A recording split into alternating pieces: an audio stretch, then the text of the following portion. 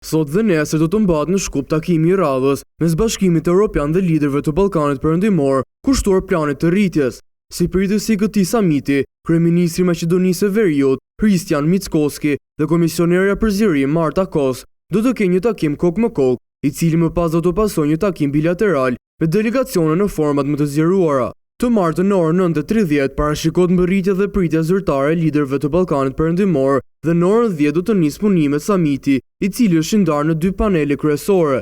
Paneli i parë kushtuar planit për rritje të Ballkanit Perëndimor, ku fjalë hyrëse do të mbajë kryeministri Hristijan Mickoski dhe komisionerja për zgjerim Marta Kos, ndërsa paneli i dytë do të ketë fokus zbatimin konkret të planit të rritjes, ku do të marrën pjesë ministra nga vendet pjesëmarrëse, përfaqësues të BE-s, organizata rajonale dhe partner ndërkombëtar. Komisioni Evropian konfirmoi dje se komisionerja për zgjerim do të qëndrojë në Shkup për të diskutuar me liderët e rajonit në kuadër të planit të rritjes. Në takim do të marrin pjesë edhe liderët e Shqipërisë, Bosnjë Hercegovinës, Kosovës, Serbisë dhe Malit të Zi.